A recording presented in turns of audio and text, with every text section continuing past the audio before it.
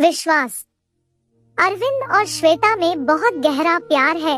दोनों की शादी को 5 साल हो चुके हैं, लेकिन उनकी जिंदगी अभी भी अधूरी सी है क्योंकि इनके को बच्चा नहीं है। फिर भी इन्हें विश्वास है कि इस साल इन्हें बच्चा हो जाएगा। दोनों के बीच इतना प्यार है कि ये एक दूसरे के बिना बिल्कुल नहीं रह सकते। बच्चा ना होने की वजह से अरविंद के माँ बाप श्वेता को कभी कभी ताने मार देते हैं और श्वेता भी सुन लेती है क्योंकि उसे यकीन है कि उसे बच्चा जरूर होगा। यूं ही समय बीतता चला गया और एक दिन जब अरविंद ऑफिस से घर आ रहा था तो उसने श्वेता को बाजार किसी दूसरे मर्द के साथ देखा। श्वेता और वो व्यक्ति बहुत खुश लग रहे थे और ऐसा लग रहा था कि वे दोनों एक दूसरे को काफी वक्तन से जानते हो।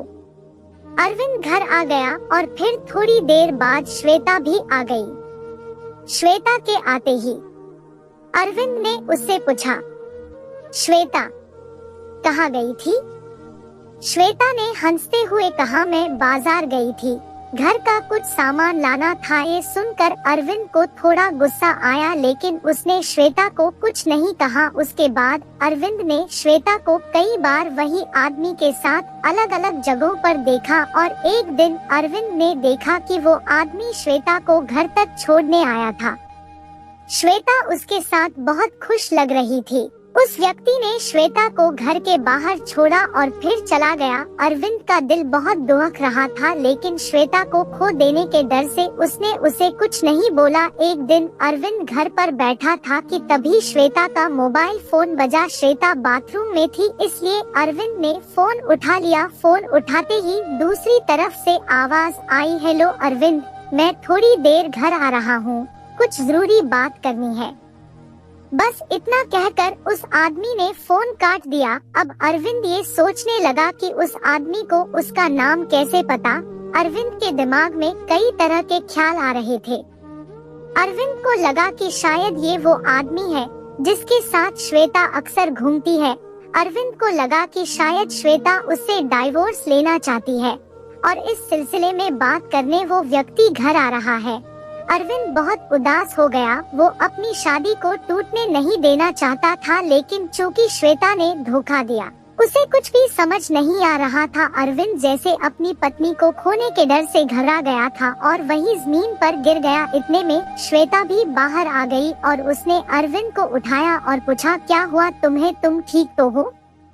अरविंदु ने गुस्से में श्वेता को धक्का दिया और वो गिर गई और उसका सिर पास रखे टेबल पर लगा। श्वेता कोई हरकत नहीं कर रही थी। कांपते हुए हाथों से अरविंद ने श्वेता को अपनी बाहों में उठाया और देखा कि उसके सर पर बहुत गहरी चोट लगी है, जिसकी वजह से श्वेता बेहोश हो गई है। तभी अरविंद की नजर श्वेता हाथों में पकड़े हुए एक एनवेलप पर गई। उसने एनवेलप खोला तो उसमें लिखा था, डियर अरविंद, मैं तुम्हें कई दिनों से बताना चाहती थी, लेकिन सोचा कि तुम्हें सरप्राइज दूं। मैं पिछले कुछ दिनों से अपने इलाज के लिए एक डॉक्टर के पास गई थी और वो डॉक्टर मेरा वही कजिन था जो बचपन में फॉरेन चला गया था। उसने मेरा ट्रीटमेंट शुरू किया था और अब मैं 2 महीने प्रेग्नेंट हूँ। आज मैंने अपने उस कजिन को खाने पर बुलाया है। तुम उससे मिलकर बहुत खुश होंगे। तभी दरवाजे की घंटी बजती है और अरविंद दौड़कर दरवाजा खोलता है। दरवाजे पर श्वेता का वही कजिन खड़ा था और वो कहता है, अरविंद, मैं नीरज हूँ, श्वेता का भाई, कैसे हो तुम?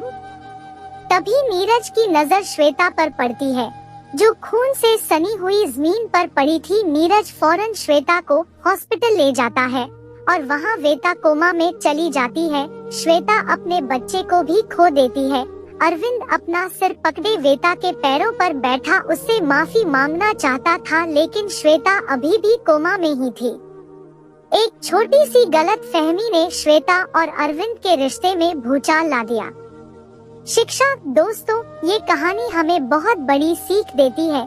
गहरे रिश्ते में किसी भी नतीजे पर पहुंचने से पहले अपने पार्टनर से बात जरूर करनी चाहिए। खामियां हम सब में होती है, लेकिन अपने पार्टनर पर इल्जाम लगाने से पहले अच्छे से जांच ले और सबसे जरूरी उससे खुलकर बात करें। आप जो देखते हैं या सुनते हैं वो जरूरी नहीं कि सच हो।